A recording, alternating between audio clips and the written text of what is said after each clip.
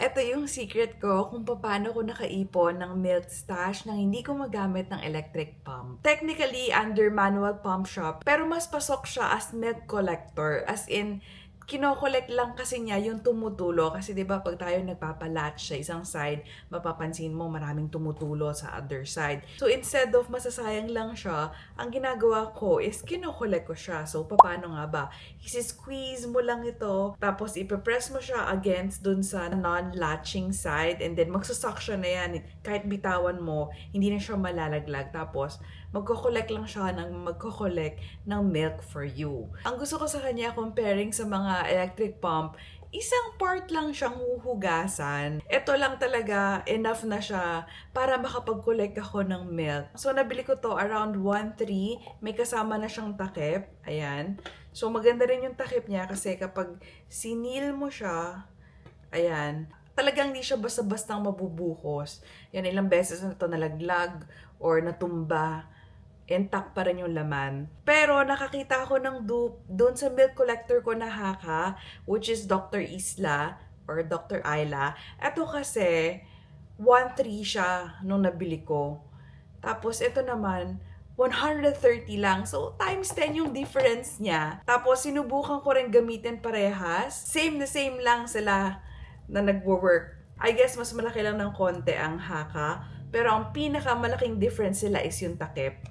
Kasi, itong sa Dr. Ayla or Dr. Isla, hindi maganda yung takip niya. Kasi may time na tinakpan ko, tapos natumba, wala, nabuhos yung laman. Or na-knock over, gano'n, natanggal siya. Yan, no? Nagpa-pop siya. Versus ito, kahit anong piga mo. Yan, yun lang yung pinakamalaking difference. Pero other than that, same na kung paano, same lang siya mag-work. Ayan, meron din siyang parehas na merong measuring line. Yan, parehas. Ito rin meron. Ayan. So, kung ako tatanungin, worth it ba na mag-invest sa original? Pwede naman, pero itong mas mura, same lang. Yun lang talagang takip ang kailangan yung ingatan. And ako, happy ako na meron akong dalawa. Kasi merong kapalitan. At least hindi ako nagmamadali mag-wash. Hindi kasi yung ayaw ko sa mga electric pump. Yung pagwa-washing nakakatamad talaga. At least to, isang part lang. Or two, kung isasama mo tong takip. Pero minsan hindi naman na nagagalaw or nalalagyan ng milk yung takip. So, ito lang talaga yung iwa-wash. So, ilalagay ko na lang itong milk collector sa yellow basket. Bye! Lagay na natin sa bag itong mga nakolect natin na breast milk. Ano nga ba ang purpose ng pagpipicture method? Basically, para ma-mix ng maigi yung mga fat ng milk natin. Tinatawag nga rin pala nila na fore milk yung nasa ilalim, yung parang watery na part. And then, yung nasa may taas, which is yung creamy thick part na fat. Ang tawag naman nila doon is hind milk. So, dito sa picture method, we just have to make sure na yung mga minimix natin na milk is magkaka-temperature. Ito lahat galing to sa ref. By the way, itong glass pitcher natin na pang breast milk talaga is from Mom Cozy. In fairness, naka 800 ml tayo. Sakto dun sa line. Tara, i-bag na natin sila. Gumagamit din ako nitong bottle para i-measure sakto to 120 ml. Malalaman nyo mamaya. And bago ko rin pala ilagay sa bag, sinusulatan ko muna yung mga storage bags. Kasi pag may laman na to, mahirap ng sulatan lalo na kapag malamig. Isa pa pala sa tip or hack para mawala yung hangin. Ayan. Ipipress mo siya sa edge ng table or ng countertop. Tapos, pag nasa dulo na, tsaka mo i-close. Okay lang yun kung merong matirang konting bubbles. Basta wag lang sobrang dami at sobrang laki. Ang iniiwasan kasi natin, pag maraming air, baka magkaroon ng freezer burn. Mag-iiba yung quality ng gatas nun and taste. So, baka hindi magustuhan na ng baby. 1, 2, 3, 4, 5, 6, 7. 7 bags din pala yung inabot. So, ito na nga yung reason kung bakit 120 ml lang. Hindi natin sobrang pinupuno para magkasya siya dito sa face mask container. So, itong bag na to kasi, hanggang 250 ml talaga yung kasya niya. Pero hindi ko sinasagad para masarado ko pa itong face mask na holder. Ayan. I-freeze natin siya ng nakahiga, ganyan. Tapos, ang ganda niyan tingnan sa ref ninyo. Very organized tingnan. Kasi kapag nakapatayo, 'di ba? Tingnan nyo.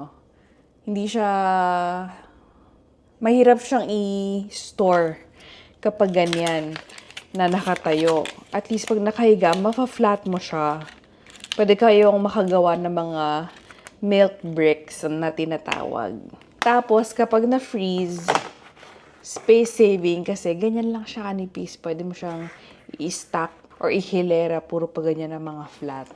Anyway, huhugas na tayo ng mga pinaglagyan na bottles. Ito, Pigeon yung bottle ni Baby Chino pang drink.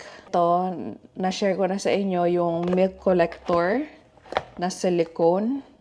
4-in-1 na rin tong ginagamit ko na bottles. Diyan ko ini-store yung mga nako-collect natin na milk. Yan, para pag napuno na sila, isahan na lang sa pagbabag. Ayun lamang, abaw. Kailan nga daw ba napapanis itong mga breast milk natin? So, yung pinakamadaling way para hindi nyo makalimutan is yung rule na 4-4-6.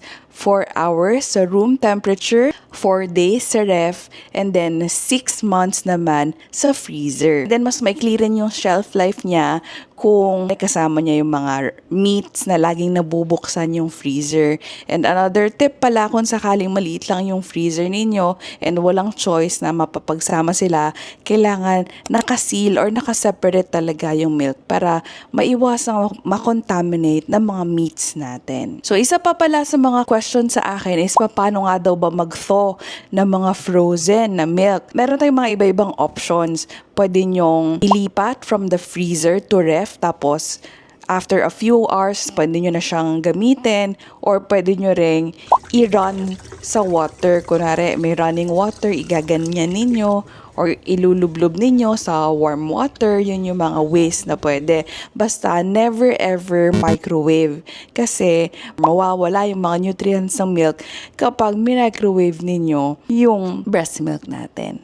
Once na thaw na yung milk, 1 to 2 hours lang siya sa room temperature and then 24 hours naman sa ref. Pero hindi na siya pwedeng i-refreeze. Ang pwede lang i-refreeze kapag yung thaw ninyo ay meron pang konting ice crystals or hindi siya fully na thaw. May nagtanong din pala, paano kung parang naghihiwalay yung milk? Okay lang yun ha, walang problem doon. Kailangan nyo lang i-swirl. Ayun lamang for today. Let me know kung meron pa kayong ibang mga breast milk questions.